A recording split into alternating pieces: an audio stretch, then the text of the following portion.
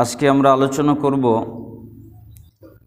কোরআন এবং সুন্নাহকে আঁকড়ে ধরা এবং তাকলিদ তার বিরোধিতা করা কতটুকু জরুরি।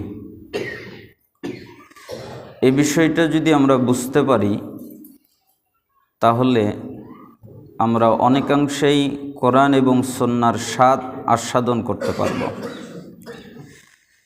আমি যতটুকু নোট করেছি এর মধ্যেই সব আলোচনা নাই, কিছু লেখা যায় না, যেটা স্মৃতিতে থাকে, সেগুলোও আমরা আপনাদের সামনে উপস্থাপনা করব যাতে আপনারা বুঝতে পারেন এবং সঠিক পথ চিনতে পারেন। আল্লাহ তাআলা কবুল করুন। কোরআন এবং সুন্নাহকে আঁকড়ে ধরার জন্যে কোরআনুল কারীম এবং হাদিসে এবং সালাফদের বাণীর মধ্যে যে শব্দগুলো পাওয়া যায় তা হচ্ছে আল ইতিসাম। ইতিসাম মানে আল ইস্তিমসাক, মজবুতভাবে আঁকড়ে ধরা। যেমন ইরবাদ বিন সারিয়ার হাদিসে আছে যে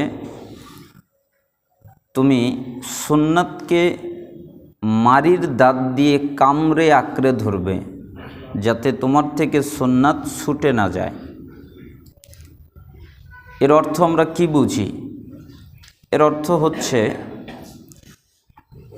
সুন্নাতের উপরে এমনভাবে আমল করবে যেন সুন্নাত দুনিয়া থেকে বিদায় না নেয়, সুন্নাতপন্থী আমলকারী লোক যেন পাওয়া যায়। সুন্নাতকে মারির দাঁত দিয়ে কামড়ে শক্ত করে আঁকড়ে ধরবে হচ্ছে কঠোরভাবে সুন্নাতের উপরে কায়েম থাকবে। এজন্য আল্লাহ তাআলা একটা আয়াতে বলেছেন, যেটা সূরা আলে ইমরান 103 নম্বর আয়াত, ওয়া'তাসিমু বিহাবলিল্লাহি জামিআ ওয়ালা তাফাররাকু। তোমরা সবাই মিলে আল্লাহর রজ্জু, আল্লাহর রশিকে শক্ত করে আঁকড়ে ধরো, পরস্পর বিচ্ছিন্ন হয়ো না। এটা তো আয়াতের শাব্দিক বা সরল অনুবাদ, তাই না? আমি গবেষণা করে দেখেছি যে বাংলাদেশে সবচেয়ে যতগুলো আয়াত নির্যাতন করা হয়েছে, যতগুলো আয়াতের অপব্যাখ্যা করা হয়েছে, এই আয়াত তার মধ্যে সবার উপরে, এই আয়াতের উপরে সবচেয়ে বেশি নির্যাতন করা হয়েছে এবং সবচেয়ে বেশি এই আয়াতের উপরে, এই আয়াত দিয়ে অপব্যাখ্যা করা হয়েছে। এই আয়াতটি হচ্ছে ঐক্যের আয়াত, কিন্তু আমাদের দেশের মানুষজন, আলেম ওলামারা এই আয়াতকে বানিয়েছে বিভক্তের আয়াত। আয়াতটা কিসের আয়াত? ঐক্যের আয়াত, কিন্তু আমরা বানিয়েছি কিসের আয়াত? বিভক্তের। আসলে এই বিষয়টা আমিও বুঝতাম না, আমিও মনে করতাম যে বিভক্তেরই আয়াত। কেন? কারণ আমি তো কোরআনের তাফসীর করার নীতিমালা জানতাম না। কোরআনুল কারীমের তাফসীর করতে হয় কোরআন দিয়ে, তাফসীরুল কোরআন বিল কোরআন, কোরআন দিয়েই কোরআনের তাফসীর। তাফসীর করতে হয় হাদিস দিয়ে। যদি কোরআনে স্পষ্ট হয় তাহলে হাদিসে আসার দরকার নাই, যদি স্পষ্ট না হয় তখন হাদিস। দ্বিতীয় ধাপ তাফসীরুল কোরআন বিল হাদিস বা বিস সুন্নাহ, সুন্নাহ দিয়ে বা হাদিস দিয়ে কোরআনের তাফসীর করা। এরপরে সাহাবাদেরকে দিয়ে, এরপরে তাবিঈদেরকে দিয়ে, কোনো জায়গায় এসেছে মতামতের ভিত্তিতে। আর বিশুদ্ধ কথা হচ্ছে আরবি ব্যাকরণ অনুযায়ী, অর্থাৎ আরবি ভাষা, এটা হলো পঞ্চম স্তর। কিন্তু আমরা বুঝতাম না। আচ্ছা, আপনারা বলেন তো, এই সূরা আলে ইমরানের 103 নম্বর আয়াত, এটা কি আমরা ভালো বুঝি না রাসূল সাল্লাল্লাহু আলাইহি সাল্লাম ভালো বোঝেন? না আপনাদের কি মনে হয়, কে ভালো বোঝেন? রাসূল। তাহলে এই আয়াতের তাফসির তিনি কি করেছেন তা নিতে হবে। আমি তাফসিরে তবারি পড়েছি, তাফসির ইবনে কাসির পড়েছি, প্রায় অনেক তাফসির পড়েছি যা আমার গণনায় নেই, জানা নেই, কিন্তু আমি এই আয়াতের সঠিক তাফসির পাই নাই।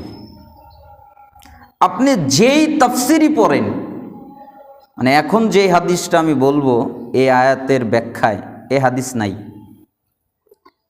একদিন আমি হাদিসের কিতাব মুসনাদ আবু ইয়ালা, এটা কিন্তু ইমাম বুখারী রহিমাহুল্লাহর বুখারীর আগে লেখা কিতাব, তবে তার মধ্যে কিছু জয়ীফ জাল হাদিস আছে। এরপরে আরেকটি হচ্ছে ইবনু হিব্বান, যেটার 122 নম্বর হাদিস। আরেকটি হচ্ছে তাবারানি কাবির, যার 1539 নম্বর হাদিস। মানে এই কিতাবগুলো যখন পড়ছিলাম তখন আমি এই আয়াতের তাফসির শিখেছি ওই কিতাবগুলো থেকে, এর আগে জানতাম না। দেখেন একই বাক্য, এই আয়াত দিয়ে তাহলে কি তাফসির হয়? ওয়াতাসিমু বিহাবলিল্লাহি জামিআন ওয়া লা তাফাররাকু, তোমরা আল্লাহর রজ্জুকে শক্ত করে আঁকড়ে ধরো, পরস্পরে বিচ্ছিন্ন হয়েও না। এর মানেই হলো আমার আমিরকে মানো। মানে যে যে দল করে তার পক্ষের আয়াতই হলো এটা। এই আয়াত দিয়েই কিন্তু দলে টানে যে তোমরা কি করো না, বিভক্ত হয়েও না, দলাদলি করো না, বিভক্ত করো না, তোমরা ঐক্যবদ্ধ হও, একত্রিত হও। ঐক্যবদ্ধ হওয়ার জন্য কি করে? এখানে এক আমির হয়, আরেক জায়গায় আরেক আমির হয়, আরেক জায়গায় আরেক নেতা হয়, আরেক আমির হয়। এভাবে কি আসলে ঐক্য হয়? কি হয়? আরও বিভক্ত বেশি হয়। তাহলে এয়াতের তাফসির কি? এয়াতের তাফসির করছেন আবু শুরাইহিল খুজাই রাদিয়াল্লাহু আনহু বর্ণিত একটা হাদিস। তিনি এই একটা হাদিসই বর্ণনা করছেন, আর করেন নাই। তিনি বলেন, খরজা আলাইনা রাসূলুল্লাহি সাল্লাল্লাহু আলাইহি ওয়াসাল্লাম ফাকাল, আমাদের নিকট রাসূল সাল্লাল্লাহু আলাইহি ওয়াসাল্লাম বের হয়ে আসলেন। আবশিরু আবশিরু, এরপরে তিনি বললেন, তোমরা সুসংবাদ গ্রহণ করো, তোমরা সুসংবাদ গ্রহণ করো, তোমরা আনন্দিত হও। আলাইসা তাশহাদুনা আন লা ইলাহা ইল্লাল্লাহ ওয়া আন্নী রাসূলুল্লাহ, তোমরা কি সাক্ষ্য দেও না আল্লাহ ছাড়া সত্যিকার কোনো মাবুদ নেই এবং মুহাম্মদ আমি হচ্ছি আল্লাহর রসুল, এ কথা কি তোমরা বলো না? ক্বালু বালা, আমরা বললাম হ্যাঁ, আমরা এ কথা বলি। তখন রাসূল সাল্লাল্লাহু আলাইহি সাল্লাম বললেন, ইন্না হাযাল কুরআন সাবাবু তারফাহু বিয়াদিল্লাহ ওয়া তারফুহু বিআইদিকুম ফাতামাসসাকু বিহি ফাইন্নাকুম লান তাদিল্লু ওয়া লান তাহলিকু বাদাহু আবাদা। নিশ্চয়ই এই কোরআন একটা রশি, আর এই কোরআনের রশির এক অংশ আল্লাহর কাছে, আর এক অংশ তোমাদের কাছে। তোমরা যদি এই রশিকে, এই কোরআনকে আঁকড়ে ধরো, তাহলে তোমরা কখনোই পথভ্রষ্ট হবে না, কখনোই ধ্বংস হবে না। এবার বলেন তো, আল্লাহর রশি রজ্জু কি? কোরআন। এই হাদিস এই দিকে ইঙ্গিত করছে। ইবনু হিব্বানের 122 নম্বর হাদিস। আরেকটা হাদিস, মানে শব্দের একটু বেশি। জুবাইর ইবনে মুতাইম তিনি বলেন, কুন্না মা রাসূলিল্লাহি সাল্লাল্লাহু আলাইহি ওয়াসাল্লাম বিল জুহফাতি, আমরা রাসূল সাল্লাল্লাহু আলাইহি ওয়াসাল্লামের সাথে জুহফা নামক স্থানে ছিলাম। ফাখরাজা আলাইনা ফাকাল, তিনি আমাদের নিকটে বের হয়ে আসলেন, এরপরে বললেন, আলাইসা তাশহাদুনা আল্লা ইলাহা ইল্লাল্লাহ ওয়া আন্নী রাসূলুল্লাহ ওয়া আন্না হাযাল কুরআনা মিন ইনদিল্লাহ, তোমরা কি সাক্ষ্য দাও যে আল্লাহ ছাড়া সত্যিকার কোনো ইলাহ নাই, আর আমি হচ্ছি আল্লাহর রসুল, আর এই কোরআনটা আল্লাহর কাছ থেকেই এসেছে, তোমরা কি এই সাক্ষ্য দাও? আমরা বললাম, হ্যাঁ, আপনি আল্লাহ ছাড়া সত্যিকার কোনো মাবুদ নাই, অবশ্যই আপনি আল্লাহর রসুল, অবশ্যই এই কোরআন আল্লাহর কাছ থেকে এসেছে। অতঃপর রাসূল সাল্লাল্লাহু আলাইহি সাল্লাম বললেন, ফাআবশিরু, তাহলে তোমরা সুসংবাদ গ্রহণ করো, ফাইন্না হাযাল কুরআন তরফু বিয়াদিল্লাহ ওয়া তরফু বিআইদিকুম ফাতামাসসাকু বিহি ওয়া লান তাহলিকু বাদাহু আবাদা। এই কোরআনটা একটা রশি, এই কোরআনের রশি এক অংশ আল্লাহর কাছে, আর এক অংশ তোমাদের কাছে। তোমরা যদি এই রশিকে, এই কোরআনকে আঁকড়ে ধরো, কখনোই গোমরা হবে না, কখনোই পথভ্রষ্ট হবে না, কখনোই ধ্বংস হবে না। এবার বলেন তো, আল্লাহর রশি কি? কোরআন। তাহলে ওই আয়াতের অর্থ হবে, ওয়াতাসিমু বিহাবলিল্লাহি জামিআ ওয়া লা তাফাররাকু, তোমরা আল্লাহর রশিকে শক্ত করে আঁকড়ে ধরো, পরস্পর বিচ্ছিন্ন হয়েও না। এর অর্থ হলো, তোমরা কোরআনকে আঁকড়ে ধরো, তোমার থেকে কোরআনকে, আর কোরআন থেকে তোমাকে বিচ্ছিন্ন হতে দিবা না। তোমার থেকে যেন কোরআন আলাদা না হয়, আর তুমি যেন কোরআন থেকে আলাদা না হও। কোরআন যেন সবসময় তোমার কাছে থাকে। এটা হলো তোমার জ্যোতি, এটা হলো তোমার আলো, এটা হলো তোমার পাওয়ার, এটা হলো তোমার শক্তি, এটা হলো তোমার ক্ষমতা, এটা হলো তোমার জীবন বিধান, এটাই হলো কোরআন। অতএব কোরআনকে তোমার থেকে বিচ্ছিন্ন হতে দিবা না, আর কোরআন থেকে তুমিও বিচ্ছিন্ন হব না। এটা হলো ওয়াতাসিমু বিহাবলিল্লাহির তাফসীর। তাহলে এটার অর্থ হচ্ছে কোরআন আঁকড়ে ধরা। আর আমরা কি আঁকড়ে ধরি? দল আঁকড়ে ধরি।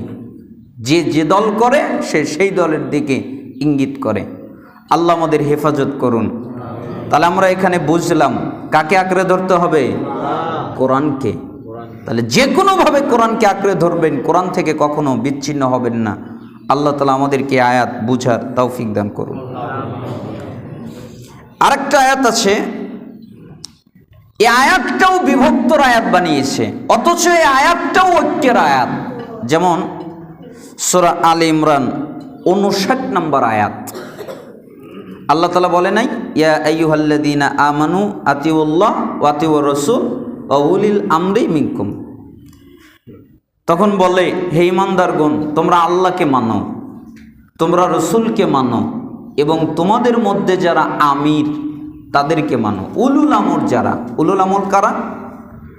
উলুল আমরের সবচেয়ে সঠিক তাফসীর হচ্ছে শাসক। আপনি যতগুলো তাফসীর পড়বেন দেখবেন লেখা আছে শাসক, ক্ষমতার অধিকারী, আলেম নাই। কিছু কিছু তাফসীরে আছে যে যেই আলেম ইলমের ক্ষমতার অধিকারী, মানে তার অনেক ইলম, ওই আলেমও উলুল আমর। এটা কিছু কিছু তাফসীরে আছে। কিন্তু ইবনে কাসির বলেন, তবারি বলেন, তাফসীরে কাবির বলেন, কুরতুবি বলেন, মানে যেগুলো বিখ্যাত আমাদের দেশে, এগুলোর মধ্যে আমির, শাসক মানে নেতা, এ হলো উলুল আমর, মানে ক্ষমতার যে অধিকারী। তাহলে আয়াত দিয়ে কীভাবে বিভক্ত হলো? এই আয়াত দিয়ে বিভক্ত করেছে 4 মাযহাব। যে আল্লাহ বলেছেন উলুল আমরদের মানো, তাহলে আমরা হুজুরেরা উলুল আমর, অতএব হুজুরদেরকেও মানো, আলেমদেরকেও মানো, মাযহাব মানো, মানে এত অনুযায়ী মাযহাব মানা ফরজ, অতএব মাযহাব মানো। কে বলেছে? কয় আল্লাহ বলেছে। অথচ আয়াতটা বুঝলই না। আল্লাহ শব্দের আগে কি আছে? আতিউ। আল্লাহ শব্দের আগে কি আছে? আতিউ, মানে আল্লাহকে মানতে বাধ্য, কোনো শর্টকাট নেই। রসুল শব্দের আগেও আতিউ। রসুল শব্দের আগে কি আছে? আতিউ, মানে রসুলকেও মানতে বাধ্য, কোনো শর্টকাট নেই। আল্লাহকে মানতে বাধ্য, রসুলকে মানতে বাধ্য, কোনো রকমের তার অপশন নাই যে আল্লাহকে মানবে না রসুলকে মানবে না, এই অপশন নাই, মানতে বাধ্য। কিন্তু ওয়া উলিল আমরি মিনকুম, এর আগে আতিউ নাই। তার মানে কি, এটাকে মানতে বাধ্য না, এটাকে মানতে কি না, বাধ্য না। যদি বাধ্য থাকতো তাহলে আতিউ থাকতো। আতিউ নাই কেন? কারণ ওই আতিউল্লাহ এবং আতিউর রসুলের উপরে এই উলুল আমর আচ্ছ হয়েছে। মানে এই উলুল আমর যদি আল্লাহকে মানে এবং রসুলকে মানে তাহলে উলুল আমরকে মানো, আর উলুল আমর যদি আল্লাহকে আর রসুলকে না মানে তাহলে উলুল আমরকে মেনো না। চমৎকার এই আয়াতের তাফসির দেখবেন, ইবনে কাসির খুলে দেখবেন। ইবনে কাসিরের চমৎকার একটা হাদিস আছে। একজন সাহাবী রাসূল সাল্লাল্লাহু আলাইহি ওয়াসাল্লাম কিছু সাহাবীদেরকে একটা জায়গায় ভ্রমণে পাঠালেন, আর তাদের মধ্যে একজনকে আমির বানালেন। আমির বানিয়ে পাঠিয়ে দিলেন যে এ হলো তোমাদের আমির, এ তোমাদের যা বলবে তোমরা তাই শুনবে। কেন? এ হলো উলুল আমর, আমির, আমি রসুল আমির বানিয়ে দিলাম, তোমাদের যা বলবে তোমরা তাই শুনবে, যা আদেশ করবে তাই পালন করবে, যা নিষেধ করবে তাই ত্যাগ করবে। কে বলে দিয়েছেন? রাসূল সাল্লাল্লাহু আলাইহি সাল্লাম। এবার ওই উলুল আমর বা ওই আমির ওই সাহাবীদের দল নিয়ে চলে গেলেন। কিছুক্ষণ যাওয়ার পরে তারা খাদ্য খাবার ইসের জন্য আগুন জ্বালালো। তো আগুনের তেজটা একটু বেশি হলো, অথবা শীত থেকে বাঁচার জন্যে খুব বড় ধরনের একটা আগুন, মানে যেভাবেই হোক একটা আগুন প্রস্তুত করলো। এবার ওই আমিরের মাথায় আসলো শয়তানি বুদ্ধি। আমির বলতেছে, দেখি না আমার কথা মানে কি না। এজন্য ওই লোকদেরকে বলতেছে, এই আগুনে ঝাঁপ দাও, তোমরা সবাই আগুনে ঝাঁপ দাও, আল্লাহর নবী বলেছেন আমার কথা তোমাদের মানতে, আগুনে ঝাঁপ দাও। তো সাহাবীরা বলতেছে, না আগুনে ঝাঁপ দিব না। দিবা না কেন? আমি আমির, আমি যা বলবো তোমরা তাই মানবে। কয় না, আগে রসুলের কাছে শুনবো, সে যদি বলে আগুনে ঝাঁপ দাও দিব, আর সে যদি না বলে দিব না। তখন ওই দলটা ওই আমিরের সাথে আর গেল না, দলটা ভেঙে রাসূলের কাছে চলে গেল সাল্লাল্লাহু আলাইহি ওয়াসাল্লাম। তার কাছে যাওয়ার পরে বললেন, আল্লাহর নবী এই ব্যাপার, ওই আমির আমাদেরকে আগুনে ঝাঁপ দিতে বলেন, আমরা আগুনে ঝাঁপ দেইনি। তখন রাসূল সাল্লাল্লাহু আলাইহি ওয়াসাল্লাম বললেন, শোনো, তোমরা যদি ওই আগুনে আমিরের কথায় ঝাঁপ দিতে তাহলে কিয়ামতের আগ পর্যন্ত ওই আগুন থেকে বের হতা না, ওই আগুনেই থাকতা, ওটাই তোমাদের জায়গা হতো, বের হতে পারতা না। তোমরা তার কথা মানো নাই, এটাই তোমাদের জন্য উত্তম। দেখছেন কত সুন্দর দৃষ্টান্ত। তার মানে রসুল যদি বলেন ঝাঁপ দিব, সমস্যা নাই, আগে রসুলের কাছে যাব। তার মানে উলুল আমরদেরকে মানবো, আলেমদের মানবো, কোনো সমস্যা নাই। কখন? যখন আমিরের কথা, আলেমের কথা আল্লাহ এবং রসুলের অনুকূলে হবে তখন মানব। যখন আল্লাহ এবং রসুলের বিরুদ্ধে যাবে তখন সে যত বড় মুফতি হোক আমরা তার কথা মানব না। আমাকে দেখতে হবে তার কথাটা আল্লাহ এবং রসুলের সাথে মিলে কিনা। পরের আয়াতের এই অংশেই আমি ইবনুল কাইয়িম রাহিমাহুল্লাহ, আল্লাহ তাকে জান্নাতে উঁচু মাকাম দান করুন, আলহামদুলিল্লাহ, আমি তার মানে পুরো একটা সেট দারু ইবনুল হাজমের 1,85,000 টাকা দিয়ে কিনেছি, মানে সবগুলো কিতাব, উনি যত কিতাব লিখেছেন এ পর্যন্ত। তা আমি পড়েছি, এই একটা কথা আমার খুব মজা লেগেছে। তিনি বলেন যে যেই বিদাতিরা যেখান থেকে দলিল দেয় ওইখানেই পোস্টমর্টেম উত্তর, মানে যেখান থেকে দলিল দেয় ওইখানে কি উত্তর। তখন আমি বুঝলাম যে ঠিকই তো বলেছে, নিসায় বিদাতিরা দলিল দেয় যে এ আয়াত দিয়ে মাযহাব মানা লাগবে, অর্ধেক নেয় আর অর্ধেক উঠায় না। যত বই দেখবেন বিদাতিদের, দেখবেন যে এই উলুল আমর পর্যন্ত আছে, এরপরে আর নাই। এরপরে উঠালেই যে বিপদ। কেন? এরপরের আয়াত আল্লাহ বলছেন, এরপরের অংশেই, মানে একটা আয়াতের ভিতরেই আল্লাহ বলছেন, ফাইন তানাজাতুম ফি শাইইন ফারুদ্দুহু ইলাল্লাহি ওয়ার রাসূল। অতঃপর যদি কোনো বিষয়ে তোমাদের ভিতরে মতভেদ দেখা দেয়, মানে উলুল আমরের মধ্যে, আলেমদের মধ্যে, শাসকদের মধ্যে যদি মতবিরোধ দেখা দেয়, তাহলে তোমরা ওই বিষয়টাকে আল্লাহর দিকে ফিরিয়ে দিবে এবং রাসূলের দিকে ফিরিয়ে দিবে। আল্লাহর দিকে ফেরানোর অর্থ কি? কোরআন। আর রাসূলের দিকে ফেরানোর অর্থ কি? হাদিস। তার মানে আল্লাহর দিকে ফেরানোর অর্থ হলো কোরআনের দিকে ফিরিয়ে দিবে, আর রাসূলের দিকে ফেরানোর অর্থ হলো হাদিসের দিকে ফিরিয়ে দিবে। এরপরে আল্লাহ শর্ত করলেন, দেখেন কত কঠিন শর্ত।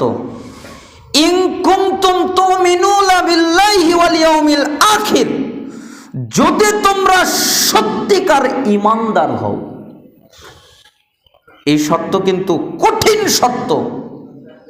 এই জন্য এই আয়াত অনুযায়ী কোন বিদ্বান বলেছেন যে দলাদলি কেউ যদি নিজের ইচ্ছায় তৈরি করে তাহলে সে হলো মুরতাদ, তার ইসলামে কোনো জায়গা নাই।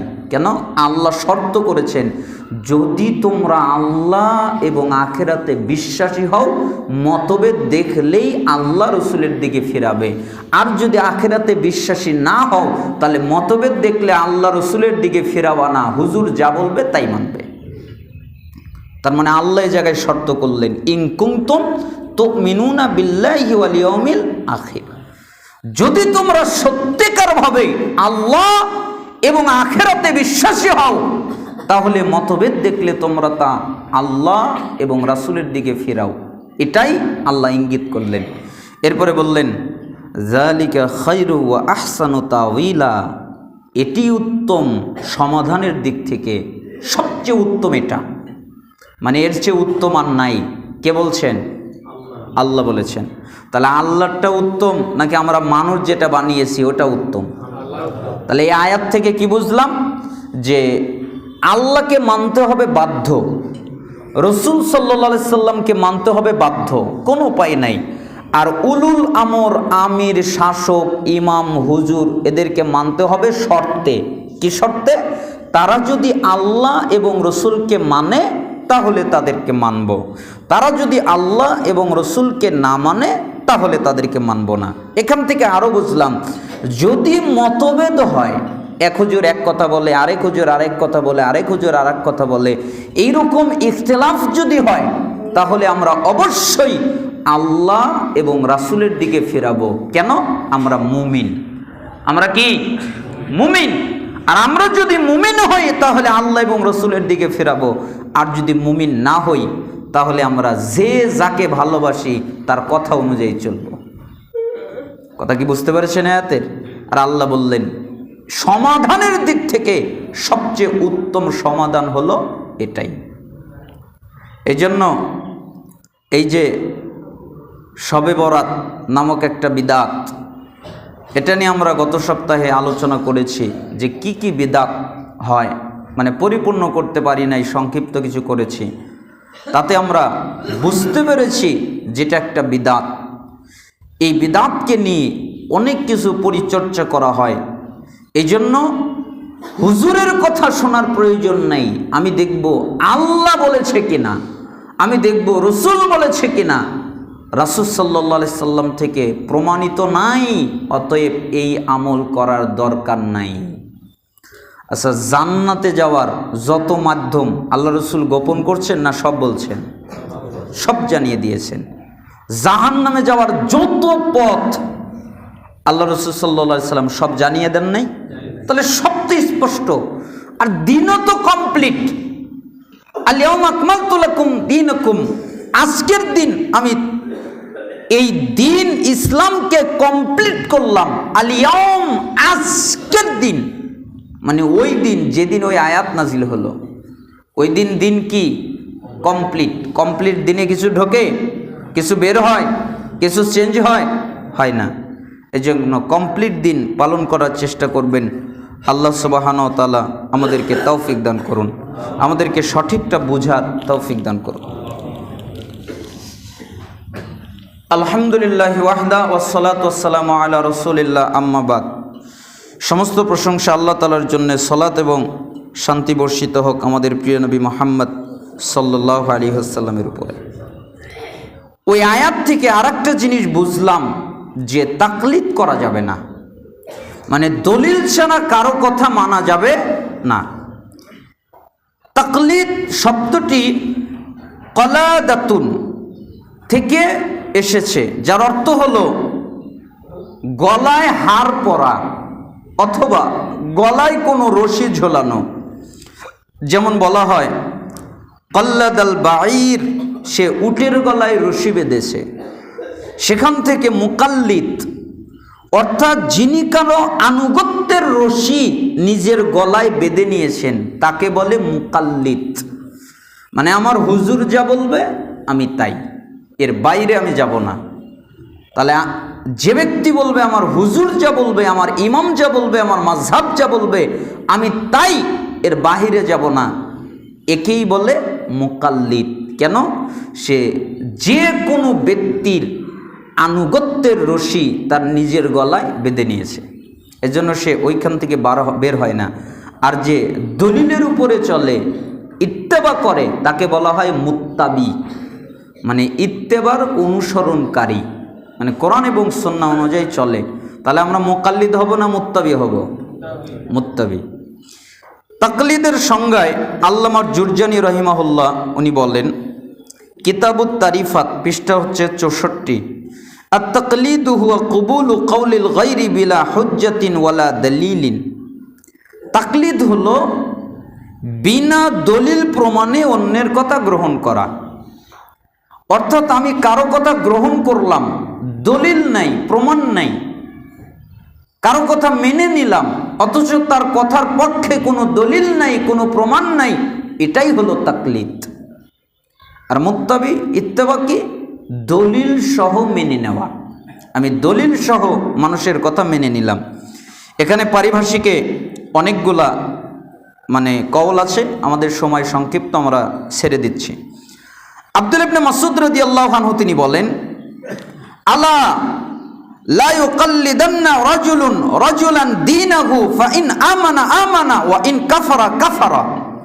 সাবধান, তোমাদের কেউ যেন ওই ব্যক্তির ন্যায় দিনের ব্যাপারে কারো তাকলিদ না করে, দিনের ব্যাপারে কারো অন্ধ অনুসরণ না করে, দিনের ব্যাপারে এককভাবে কাউকে যেন মেনে না চলে। কেন? সে যদি ইমানদার হয় তাহলে এও হবে ইমানদার, আর সে যদি কাফের হয় তাহলে এও হবে কাফের। সে যদি ভুল পথে থাকে তাহলে আমিও ভুল পথে, সে যদি সঠিক পথে থাকে তাহলে আমিও সঠিক পথে। এই জন্য মোহাম্মদ আল আমিন আশ-শানকিতি তার মুজাক্কিরাতু উসুলিল ফিকহ চতুর্থ মুদ্রণ 1425 হিজরি 2004 খ্রিস্টাব্দের ছাপা মাকতাবাতুল উলুম ওয়াল হাকাম 296 নম্বর পৃষ্ঠা, এখানে তিনি একথা বলেছেন। এমনকি মাজমাউজ জাওয়ায়েদ 850 নম্বর হাদিস, এটা আব্দুল্লাহ ইবনে মাসউদ রাদিয়াল্লাহু আনহু বলেছেন, খবরদার তোমরা কারো তাকলিদ করবা না। দেখেন তাকলিদের ব্যাপারে সাহাবীরা কত জোরদার। ইমরান ইবনে হুসাইন থেকে বর্ণিত, তিনি বলেন রাসূল সাল্লাল্লাহু আলাইহি ওয়াসাল্লাম বলেছেন, আল হায়াউ লা ইয়াতি ইল্লা বিখাইর। লজ্জাশীলতা কল্যাণ ছাড়া আর কিছুই আনে না, মানে লজ্জাশীলতা কল্যাণই বয়ে আনে। ফাকালা বুশাইর ইবনে কাবিন মাকতুবুন ফিল হিকমা। তখন বুশাইর ইবনে কাব বললেন, হিকমতের পুস্তকে লেখা আছে, ইন্না মিনাল হায়াই ওয়াকারান ওয়া ইন্না মিনাল হায়াই সাকিনাতান। কোন লজ্জাশীলতা ধৈর্য বয়ে আনে, আর কোন লজ্জাশীলতা সুখ শান্তি বয়ে আনে। কিসের কিতাবে লেখা আছে? হিকমতের কিতাবে লেখা আছে। কে বললেন? ইমরান ইবনে বুশাইর। উনি কে? সাহাবী। কাকে বললেন?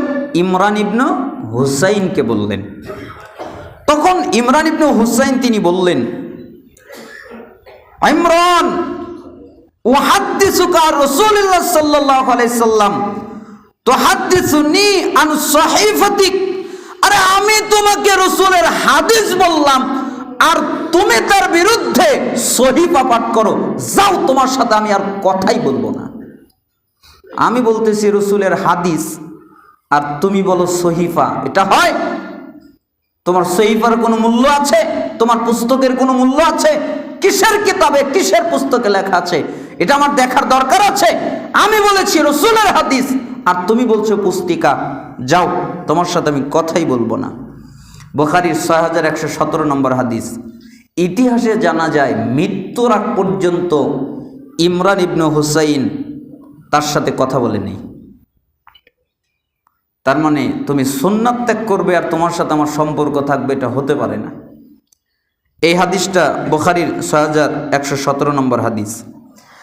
আব্দুল্লাহ ইবনে মুগাফফাল হতে বর্ণিত, তিনি বলেন তিনি এক ব্যক্তিকে দেখলেন সে ছোট ছোট পাথর নিক্ষেপ করছে। তখন তিনি তাকে বললেন, পাথর নিক্ষেপ করো না, কেননা রাসূল সাল্লাল্লাহু আলাইহি ওয়াসাল্লাম পাথর ছুঁড়তে নিষেধ করেছেন, পাথর ছোঁড়াকে তিনি অপছন্দ করেছেন। মানে ছোট ছোট মশারির দানার মতো যে পাথর, যে দেখেন না শয়তানকে মারার জন্যে যারা হজ করতে যায়, ওই যে ছোট বুটের মতো ছোট ছোট দানা পাথরগুলো আছে না, যেগুলো পাওয়া যায় আরাফার ময়দানে, তো ওই ছোট ছোট পাথর নিক্ষেপ করছে। আব্দুল্লাহ ইবনে মুগাফফাল বললেন যে তুমি এই ছোট পাথর নিক্ষেপ করো না, কেন? রাসূল সাল্লাল্লাহু আলাইহি সাল্লাম নিষেধ করেছেন এবং তিনি এটাকে অপছন্দ করেছেন। নবী সাল্লাল্লাহু আলাইহি সাল্লাম আরও বলেছেন, এই পাথরের দ্বারা কোনো প্রাণীর শিকারও করা যায় না, কোনো শত্রুকে ঘায়েলও করা যায় না।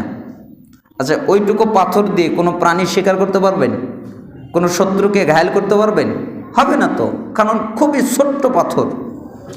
তবে এটা কারো কারো দাঁত ভেঙে ফেলতে পারে, চোখ উপড়িয়ে ফেলতে পারে। মানে এটা যদি দাঁতে লাগে তাহলে হয়তো দাঁত ভেঙে যেতে পারে, অথবা যদি চোখে লাগে তাহলে চোখ নষ্ট হতে পারে, ছোট জিনিস, এছাড়া তেমন কোনো উপকার হয় না।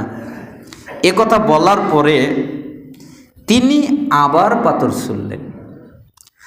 তখন আব্দুল্লাহ ইবনে মুগাফফাল এমন রাগলেন, খুব রেগে গেলেন। এরপরে তিনি বললেন, ফাকালা লাহু ওয়াহাদ্দিসুকা আর রাসূলিল্লাহ সাল্লাল্লাহু আলাইহি সাল্লাম আন্নাহু নাহা আনিল খাসফি আও কারিহাল খাসফা ওয়া আনতা তাখযিফু লা উকাল্লিমুকা কাযা ওয়া কাযা।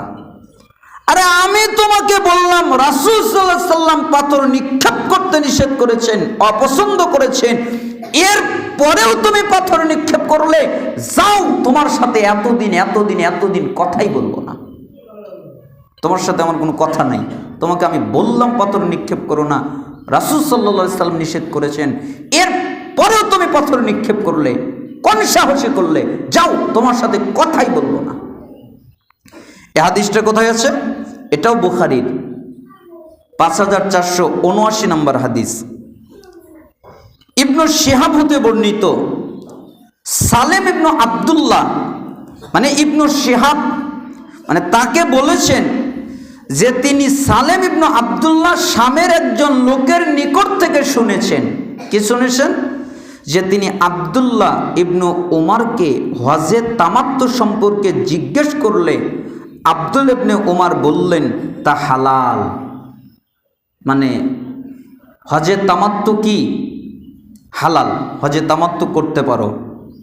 তখন সিরিয়ার একটা লোক তাকে বলল যে হে আব্দুল্লাহ ইবনে উমার, তোমার পিতা উমার ইবনুল খাত্তাব তিনি হজে তামাত্তু করতে নিষেধ করেছেন, তুমি বলতেছো কি হালাল, আর তোমার বাপ বলেছে কি হারাম, তাহলে তখন আমি কি তোমারটা মানব নাকি তোমার বাপেরটা মানব?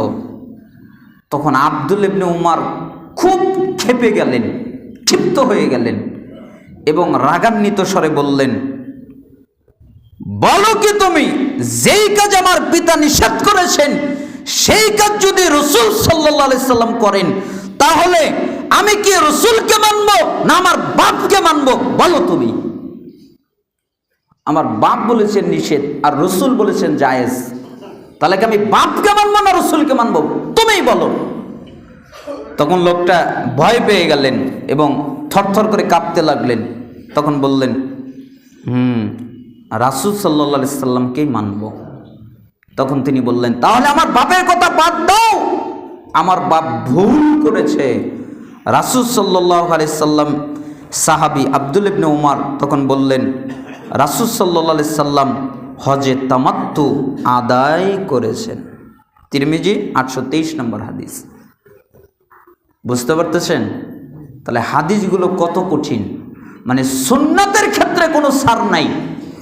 আপনি সুন্নাতের বিরোধিতা করবেন, সাহাবীদের কাছে কোনো ছাড় নাই। এমনকি একজন সাহাবী আর একজন সাহাবীর সাথে কথাই বলে নাই।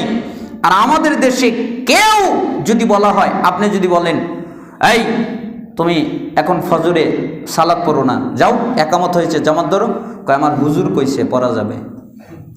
আপনি বলবেন রাসূল সাল্লাল্লাহু আলাইহি সাল্লাম বলেছেন, তখন বলবে থো তোমার হাদিস, আগে পড়ি। ঠিক না? আমি কতজনকে দাওয়াত দেই আমার এলাকায়, তা আমি বলি যে আলহামদুলিল্লাহ এখন আমার এলাকায় প্রায় 500-700 লোক হয়ে গেছে সৈয়দদের। তা আমি বলি যে অনেকজনকে বলি যে আল্লাহ বলেছেন, আমাকে বলে থো আল্লাহর কথা, আমার হুজুর কম বোঝে, হুজুর হলো মুফতি পাস। তো বলি ভাই আমিও তো মুফতি। কয় তুমি হলো ছোট মুফতি আর হে হলো বড় মুফতি।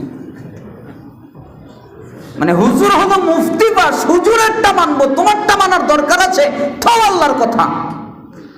মানে যারা বিদাতি এবং যারা মুকাল্লিদ, যারা তাকলিদ করে, যারা নিজেকে, নিজের মাথাকে, নিজের ব্রেনকে মানুষের কাছে বিক্রি করে দেয়, সে যা বলে তাই পালন করে, এরা কখনো হক সহজে পায় না। কেন? এরা কথাই কথাই বলে হুজুর বোঝে না, আলেম বোঝে না, হুজুর পড়ে নাই, হুজুর মাদ্রাসায় পড়ে নাই, হুজুর বুখারী পড়ে নাই, হুজুর মুসলিম পড়ে নাই, এই কথা। এই জন্য আপনাকে একটা বাক্য শিখিয়ে দেই, আপনার এই মাথাকে পৃথিবীর কারো কাছে বিক্রি করবেন না। মাথাকে কার কাছে বিক্রি করবেন না? পৃথিবীর কারো কাছে বিক্রি করবেন না। যদি বিক্রি করতে হয় একমাত্র মুহাম্মদুর রাসূলুল্লাহ সাল্লাল্লাহু আলাইহি সাল্লামের কাছে বিক্রি করবেন। তার মানে তিনি যা বলবেন তাই ঠিক। আর পৃথিবীর সমস্ত মানুষ যদি এক কথা বলে আর মুহাম্মদ সাল্লাল্লাহু আলাইহি সাল্লাম যদি আরেক কথা বলে, তাহলে পৃথিবীর মানুষের কথা মানা হবে না। কার কথা মানতে হবে? মুহাম্মদ সাল্লাল্লাহু আলাইহি সাল্লামের। এই জন্য আপনারা যদি আনুগত্যের ভিতরে, এজন্যই আবু তালেব আল মাক্কি উনি বলেছিলেন যে নির্দিষ্ট কোনো এক মাযহাব অনুযায়ী ফতোয়া প্রদান করা, তার কথার উপরেই নির্ভরশীল হওয়া, সকল বিষয়ে তার মত বর্ণনা করা এবং তার মাযহাবের উপরে পাণ্ডিত্য অর্জন করা, এটাও একটা বিদআত, যার উপরে পূর্বোক্ত প্রথম এবং দ্বিতীয় শতাব্দীর মানুষ ছিল না, তারা এর থেকে মুক্ত। আমরা যারা হানাফি মাযহাব পালন করি, তারা যদি বলি যে হানাফি মাযহাবই মানা ফরজ, আর কোনো মাযহাব মানা যাবে না, তাহলে ইমাম আবু হানিফার বাপের কি হবে? কারণ মাযহাবই তো তারপরে আসছে, তাহলে তার বাপ কোনটা মেনেছে? আমরা যদি বলি শাফি মাযহাবই মানতে হবে, এছাড়া কোনো উপায় নাই, তাহলে শাফির বাপের পরবর্তী পূর্বের তার লোকগুলোর কি হবে? এই জন্য আপনারা 4 মাযহাবের মধ্যে যেই কথাটা কোরআন, এবং আমরা 4 মাযহাবই মানি, তবে যেই কথাটা কোরআন এবং সুন্নাহর সাথে মেলে আমরা ওইটা মানি, আর যেটা মিলে না ওটা আমরা মানি না। কেন? আবু হানিফা রাহিমাহুল্লাহ নিজেই বলেছেন, ইজা কুলতু কাওলা ইউখালিফু কিতাবাল্লাহ খাবরা রাসূল সাল্লাল্লাহু আলাইহি সাল্লাম ফাতরুকু কওলি। আমি আবু হানিফা যদি কোনো কথা বলি, ওই কথা যদি আল্লাহর বিরুদ্ধে যায় অথবা রাসূলের বিরুদ্ধে যায়, তাহলে তোমরা আমি আবু হানিফার কথাকে ফেলে দাও। তাহলে ইমাম আবু হানিফাকে মানলে এই কথা মানতে হবে না? আর এই কথা মানলে তাহলে যত কথা রাসূলের বিরুদ্ধে যাবে সমস্ত কথা কি করে দিতে হবে? ফেলে দিতে হবে। আর তিনি আরো বলেছেন, ইজা সাহাল হাদিস ফাহুয়া মাযহাবি, সহিহ হাদিস হলো আমার মাযহাব। তাহলে ইমাম আবু হানিফার মাযহাব হলো সহিহ হাদিস, জাল এবং জয়ীফ এবং বানোয়াট হাদিস ইমাম আবু হানিফার মাযহাব নয়। এজন্য আমরা বলতে পারি সহিহ বুখারী, সহিহ মুসলিম, পৃথিবীতে যত সহিহ হাদিস আছে সব ইমাম আবু হানিফার মাযহাব, আর যত জাল জয়ীফ হাদিস আছে একটাও ইমাম আবু হানিফার মাযহাব না। আমি কিন্তু সর্বপ্রথম আকীদার যত কিতাব আছে সর্বপ্রথম মুখস্থ করেছি ফিকুল আকবার। এখন আমি এক বৈঠকে দাঁড়িয়ে বলতে পারবো ইমাম আবু হানিফার লেখা কিতাব ফিকুল আকবার তার ছাত্র লিখেছেন। তার মধ্যে তিনি বলেছেন কেউ যদি বলে আল্লাহ সর্বত্র বিরাজমান তাহলে সে কাফের। কেউ যদি বলে আল্লাহ আসমানে, আরশ কোথায় আমি জানি না, তাও সে কাফের। কেন? জানা কথা আরশ হলো উপরে, জানা কথা আর রহমান আলাল আরশ ইস্তাওয়া। রহমান কোথায়? আরশের উপর উঠেছেন। মানে কিভাবে আছেন জানি না, উঠেছেন এতটুকুই আমরা জানি, যতটুকু আল্লাহ জানিয়েছেন ততটুকুই। কিন্তু ইমাম আবু হানিফার এই আকীদা গ্রহণ করে। আমাদের দেশে যত মাদ্রাসা আছে সবগুলোতে দুইটা আকীদা পড়ানো হয়, আকীদায়ে আশআরী, আকীদায়ে মাতুরিদি, আকীদায়ে হানাফি নাই। কেন? আকীদায়ে হানাফি থাকলে সব যে এক হয়ে যাবে, এজন্য আকীদায়ে হানাফি নাই, হানাফি আকীদা পড়ানো হয় না। ইমাম আবু হানিফার ফিকুল আকবার কোনো মাদ্রাসায় পড়ায় না। কোনটা পড়ায়? আশআরী আকীদা, মাতুরিদি আকীদা। এজন্য আপনারা সচেতন হন, আপনারা বুঝার চেষ্টা করেন, আর মাথাকে কারো কাছে বিক্রি করবেন না, আমার কাছেও না। কার কাছে বিক্রি করবেন? মুহাম্মদ সাল্লাল্লাহু আলাইহি সাল্লামের কাছে। কথা কোরআন হাদিস অনুযায়ী হলে মানবেন, কোরআন হাদিস অনুযায়ী না হলে ত্যাগ করবেন। আল্লাহ তাআলা আমাদেরকে বোঝার তৌফিক দান করুন। হে আল্লাহ, আপনি আমাদের ভিতরে যারা অসুস্থ তাদের শিফায়ে কামিলা জেলা দান করেন।